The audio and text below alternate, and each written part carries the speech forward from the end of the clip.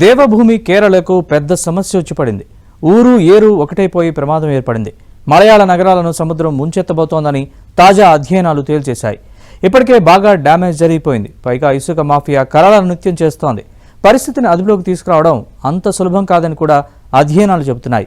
మరి ఇప్పుడేం చేయాలి?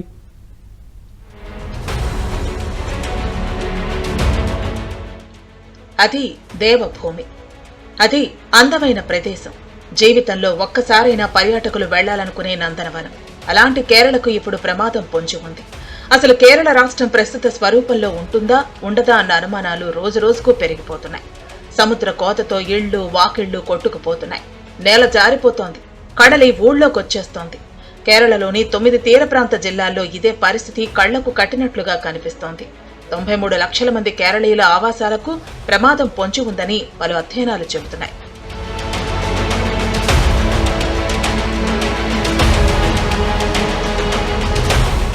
కన్నూరు, కొచ్చి, అలెప్పి, కాసర్గోడ్ ఎక్కడ చూసినా రోజువారీ సముద్ర కోత తీరాన్ని మింగేస్తోంది. తిరువనంతపురం, కొల్లం, మల్లపురం, త్రిశూర్లో బీచ్లు చాలా వరకు ఇప్పటికే మాయమైపోయాయి. కొన్ని బీచ్లు అంతర్ధానమయ్యే ప్రక్రియలో ఉన్నాయని చెప్పేందుకు చింతించాల్సిందే. అరేబియా సముద్రం వేడెక్కడం కూడా ఈ పరిస్థితికి కారణమని అధ్యయనకర్తలు అంచనా వేస్తున్నారు.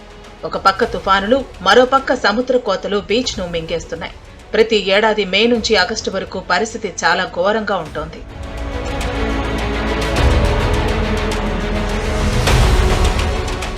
తాజా పరిస్థితులు మానవ మనుగడకు చేటుగా పరిణమించాయి. తీర ప్రాంత వాసులు తరలిపోవాల్సిన దుస్థితి ఏర్పడింది. అది వారి ఆర్థిక, సామాజిక స్థితిగతులపై ప్రభావం చూపుతోంది. కడలమ్మ చతికిల్లా అంటే మలయాళ భాష ప్రకారం కడలి మాత మోసగించదని అర్థం. కేరళలో మాత్రం ఇప్పుడు సముద్ర దేవత జాలర్ల కుటుంబాలను నిట్ట నిలువునా ముంచుతోంది. ఇదంతా ఒక ఎత్తైతే ఇసుక మాఫియా ఆగడాలు కూడా హెచ్చు మీరిపోతున్నాయి. గుట్టుచప్పుడు కాకుండా సముద్ర ఇసుకను తరలించుకుపోతుంటే మత్స్యకారుల కుటుంబాలు చేసేదేమీ లేక మౌన రోదనకు దిగుతున్నారు. అలెక్సీ తీరంలో 600 ఇళ్లు కొట్టుకుపోతే కేరళ సర్కారు కూడా పట్టించుకోలేదన్న ఆరోపణలు వెల్లువెత్తుతున్నాయి. 2004లో సంభవించిన సునామీ తర్వాత అతి కష్టం మీద కట్టుకున్న ఇళ్లు ఇప్పుడు సముద్ర కోతకు గురయ్యాయి.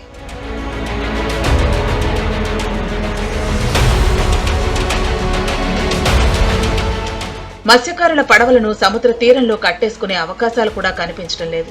ఆజిక్కల్ నుంచి వేలాంతరు వరకు ఒకప్పుడు సముద్ర తీర ప్రాంతం 89 కిలోమీటర్లు ఉండేది. ఇప్పుడు అది 7 కిలోమీటర్లకు తగ్గిపోయింది. కొత్త ప్రాంతాలకు వెళ్లేందుకు ఆర్థిక స్తోమత లేని వాళ్లు అక్కడే సర్దుకుపోతున్నారు. బీచ్ రిసార్ట్స్ నిర్వహించే వారి పరిస్థితి కూడా ఏమంత బాగోలేదు. కోవలంలో ఒకప్పుడు 30 మీటర్ల నడవి ఉన్న బీచ్ ప్రస్తుతం 10 మీటర్లకు దిగిపోయిందంటే కోత ఏ రేంజ్ లో ఉందో అర్థం చేసుకోవచ్చు.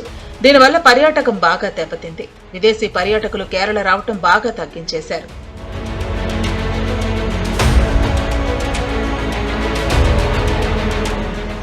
దశాబ్దం పైగా కేరళలో సముద్ర కోత పెరిగిందని అధ్యయనాలు చెబుతున్నాయి. 2012 నుంచి 2021 మధ్య కాలంలో 223 సముద్ర కోత ఘటనలు నమోదయ్యాయని కేరళ ప్రభుత్వమే ప్రకటించింది. అందులోనూ అలెప్పిలో 105 కోతలు నమోదయ్యాయి. వాణిజ్యం, పర్యాటకానికి కేంద్ర బిందువైన సెంట్రల్ కేరళలో సముద్ర కోత చాలా ఎక్కువగా ఉంది. మధ్య, దక్షిణ కేరళ తీరంలో ఇసుక నేల ఉండటమే అధిక కోతకు కారణమని భావిస్తున్నారు. ఉత్తర కేరళ తీరం రాతి నేల కావడంతో కొంతమేర కోత నుంచి రక్షణకు అవకాశం ఏర్పడింది. వాతావరణ మార్పులు, తీర ప్రాంత మౌలిక సదుపాయాలపై కేరళ ప్రభుత్వం దృష్టి పెట్టకపోవడం పెద్ద సమస్యగానే పరిగణించాలి. తీరాన్ని ఇష్టం వచ్చినట్లు వాడటం, ఇసుకను తొలగించి కట్టడాలు నిర్మించడమే కోతకు కారణమని కూడా గుర్తించారు. ఫిషింగ్ హార్బర్లు, కోతను నిరోధించే గోడలు ఒక వంతైతే సముద్రానికి చాలా దగ్గరగా భవనాలు నిర్మించడం మరో సమస్య. సముద్ర ఆటుపోటు ఎక్కువగా ఉన్న చోట్ల అందుకే భవనాలు కూలిపోతున్నాయి. సముద్ర కెరటాలు అక్కడి భవనాలను తమతో తీసుకుపోతున్నాయి.